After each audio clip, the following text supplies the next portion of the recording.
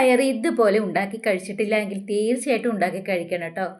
ചോറിന് മാത്രമല്ല എല്ലാത്തരം പലഹാരങ്ങൾക്കും പറ്റിയ ഒരു കറിയാണ്. വൻപയർ കഴുകി വൃത്തിയാക്കി എടുത്തതിന് ശേഷം ഒരു സവോളയും ഒരു 2 തക്കാളിയും ഒരു പച്ചമുളകും ഒരു ഉരുളക്കിഴങ്ങും കൂടെ ഇട്ട് നല്ലപോലെ ഒന്ന് വേവിച്ചെടുക്കണം. കുക്കറിൽ ഒരു 2 വിസിൽ വന്നാൽ മതി. ഇതിൽ നിന്ന് കുറച്ച് വൻപയർ നമുക്ക് മാറ്റി വയ്ക്കാം. ഒന്ന് ചൂടാറിയതിന് ശേഷം ഇതൊന്ന് അരച്ചെടുക്കണം. നമ്മൾ ഇതിൽ തേങ്ങ ഒന്നും ചേർക്കാതെ നല്ല കുറുകിയ ഒരു കറിയാണ് ഉണ്ടാക്കിയെടുക്കുന്നത്. ഇതൊന്ന് നല്ലപോലെ ഉടച്ചെടുക്കണം. തക്കാളിയും ഉരുളക്കിഴങ്ങും സവോളയും നമ്മുടെ ഈ വൻപയറും പച്ചമുളകും ഒക്കെ കൂടി നല്ലപോലെ ഒന്ന് ഉടച്ചെടുക്കാം. ഇതുപോലെ ഒന്ന് നല്ലപോലെ ഉടച്ചെടുക്കണം. ഇനി നമ്മൾ എടുത്തു വെച്ച വൻപയർ നമ്മൾക്കിത് മിക്സിയുടെ ജാറിലിട്ട് ഒന്ന് അടിച്ചെടുക്കണം.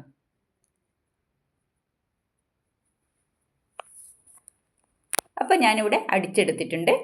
ഇനി നമ്മൾക്കിത് ഉണ്ടാക്കാൻ നോക്കാം. വളരെ പെട്ടെന്ന് ഉണ്ടാക്കിയെടുക്കാവുന്ന ഒരു കറിയാണിത്. ഒരു പാത്രം അടുപ്പത്ത് വെച്ച് ഒന്ന് ഗ്യാസ് ഓണാക്കിയതിന് ശേഷം ഇതിലേക്ക് ഒരു 3 ടീസ്പൂണ് വെളിച്ചെണ്ണ ഒഴിച്ചു കൊടുക്കേണ്ടത്. ഇതിന് വെളിച്ചെണ്ണയാണ് നല്ലത്. ഒരു കഷ്ണം പട്ട, ഒരു ഗ്രാമ്പു, ഒരു ഏലക്കായ, പിന്നെ ഇഞ്ചി വെളുത്തുള്ളിയും ചെറുതായി അരിഞ്ഞതും കൂടെ ഇതിലേക്ക് ചേർത്ത് കൊടുക്കുന്നുണ്ട്.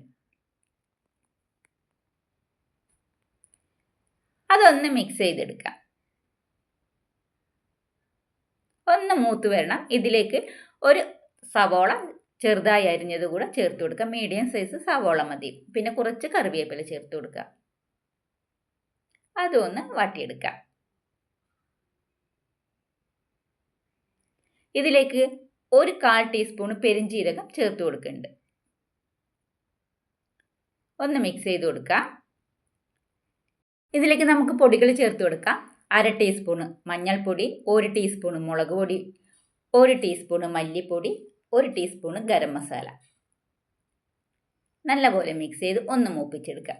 ഇനി നമ്മൾ ഉടച്ചു വെച്ച വൻപയർ ഇതിലേക്ക് ചേർത്ത് കൊടുക്കണം.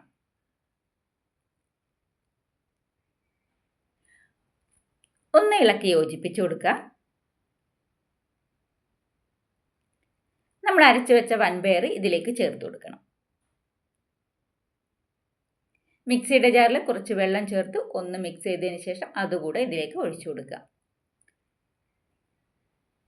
ഇതിൽ കൂടുതൽ വെള്ളം ചേർക്കുന്നില്ല. നിങ്ങൾക്ക് വേണമെങ്കിൽ കുറച്ച് ലൂസാക്കി എടുക്കുക. നല്ലപോലെ മിക്സ് ചെയ്ത് കൊടുക്കാം. നമുക്ക് ഇതിലേക്ക് ആവശ്യത്തിനുള്ള ഉപ്പ് ഇപ്പോൾ ചേർത്ത് കൊടുക്കാം.